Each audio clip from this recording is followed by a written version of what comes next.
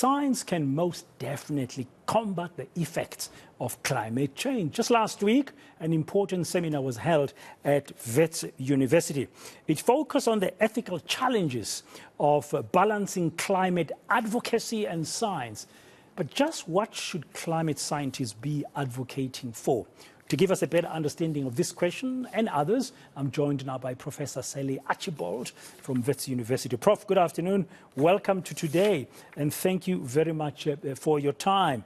The seminar was focusing on this interesting issue here about balancing climate advocacy and science, and raising the question, what are the ethical challenges? What did the seminar find out? Right. Thank you so much. It's great to be here. So I think the important thing to realize is that the climate crisis has reached a point where we not only need to reduce fossil fuel emissions rapidly and immediately, if we're going to avoid excessive heating and dangerous changes to our Earth system, but we also need to find ways to store the carbon that has already been released. So I'm a natural scientist. I work at Wits University at the School of Animal, Plant and Environmental Sciences.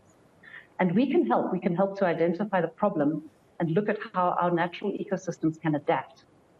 But many of the real solutions actually will come from changes in the policy and economic incentives. So the talk was about how, as a scientist, I need to wear two hats. I need to use my science to make sure that these proposed interventions will have the desired impact, and they won't end up disadvantaging African ecosystems and African people. But I also need to be a social activist to demand that we're not distracted from the big policy and economic changes that have to happen globally. So we are looking at the emergence of science activism of sorts? Yes, exactly. And so we talked about various interventions that have been proposed for Africa. There have been suggestions that in Africa, we change our fire regimes. Africa is a continent that has many natural fires. And maybe if we change our fire regimes, then we can store some carbon, and then we can make the situation less damaging. We talked about the Great Green Wall. We talked about changing the way people manage their livestock as a way to adapt to climate change, but also to help to mitigate climate change. But it was important to realize that there's a lot of money coming in from the global north now, money to try to help adapt and mitigate climate change. But African scientists and African people more generally need to be very clear and come up with innovative ideas about how to use that money in a way that's good for our ecosystem. Yeah, I was just thinking, I'm going to use this term very advisedly, but I'm thinking there's carbon that's being emitted. We don't emit as much as industrialized nations, as we know, but the suggestion from a natural science perspective that we could capture that or harvest that carbon or bring it and then use it to our benefit. I think the idea is that even if the whole world reduces and stops burning fossil fuel today, we still need to try to manage our ecosystems to store some of that carbon, not to make it useful to us, but just so that it doesn't make global change worse. And potentially Africa is a place that can store that carbon. But if so, then as you say, Africa is not causing the problem. So African scientists and African people in general need to be very active and say, if you want to mitigate climate change by using African systems, then your suggestions need to be good for the climate and for the people and for the ecosystem. Is that why the question about ethical challenges arises? Because if you're going to store something, you need to create the vessel for the storage. You need to create the warehouse where you're going to store this thing. And when you do that, there is money involved, and some people will be looking out how to make a quick buck out of it. That is so true. In this case, the vessel for storing that carbon is land. And you know, land is always a contentious issue.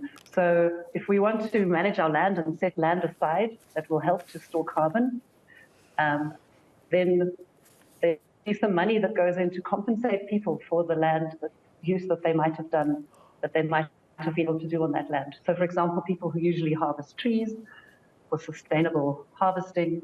So there needs to be some complicated discussions around who benefits and who loses. So even though I'm a scientist, I can tell you how fast trees grow, I can tell you how quickly the carbon gets stored, but I also need to engage with the more ethical issues about who wins and loses in these situations. So you mentioned in your first answer the issue of policy. So I guess from an advocacy perspective, you'll have to be knocking on certain doors or bringing certain role players around the table, especially the policy makers. Right.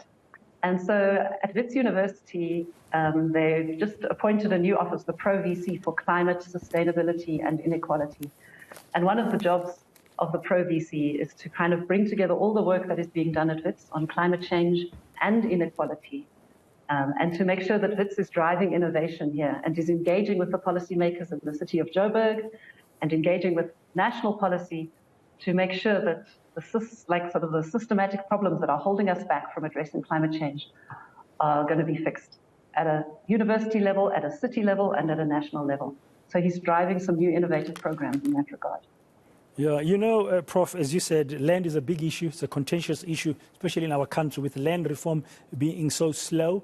And the agricultural sector has come under a lot of pressure as well recently, particularly the small and medium kind of size of black farmers and so on. Would you see this advocacy you're talking about in terms of climate change intersecting with land reform somehow? Yeah, so some of the ways that people have suggested that we could farm in a way that is more friendly for the climate and better for the environment, you need a lot of resources to do that. So for example, no tillage farming, where you don't plow the land. That's a really good, quick way to make sure that the carbon stays in the ground. But to do that, you need the resources. You need the tools, you need the equipment, you need money for herbicides. So in that sense, the small farmers are maybe more disadvantaged, and they might need some help in a policy environment so that they can also engage in farming that is more environmentally and climate friendly. Yeah, I mean, I'm just thinking... There are certainly things we could put in place, yeah. Yeah, I'm just thinking on the back of the BRICS summit last week. I know, they didn't discuss land reform, but the climate change issue is always there when world leaders from all corners meet and stuff like that. This thing that is still early days, I guess, from you at Wits, but could you see it being a continent-wide initiative? So that's one of the challenges for South Africa, because Africa has not contributed to they emit very little, 4%, less than 4% of the fossil fuels come from Africa. South Africa is actually a big emitter per capita. But South Africa can work with other countries as part of the Ecosystems for Africa program funded by the foundation, where we worked with the African group of negotiators to try to make sure that they have an evidence base so that when they go to the negotiations at the climate COP, they have evidence and data from Africa around the impacts of climate change on our systems, but also on the costs and benefits of using our land to try to reduce and mitigate climate change. So that was really about African scientists coming together to work with African policymakers at a continental scale to drive an African agenda. Okay, when is your next seminar, or what's next in this process that you are pushing in terms of driving climate advocacy and balancing it correctly with science? Right. I think it's important to mention here that scientists need to keep their credibility, right? So, if we have a voice here, it's because that people trust us, that we are only talking from the facts. We're not trying to push hidden agendas. So I think I'm going to try to push that all scientists maintain their credibility and be honest about when they are trying to achieve certain things with their science. So I'm going to start a movement of scientists to be more honest. And then in terms of Wits, you must wait and see what the Pro-VC Imran Balodia brings up. We are going to be announcing some interesting new activities in this regard. Okay, well, we'll wait for those announcements as well, and I'm sure we'll be in touch again with you. Prof, thank you very much. Professor Sally Archibald from Wits University. Very interesting concept, the emerging of climate scientists, natural scientists, in terms of climate advocacy and how you balance that with the rest of the key things like what scientists can do in an independent way to make sure that we do the right things going forward.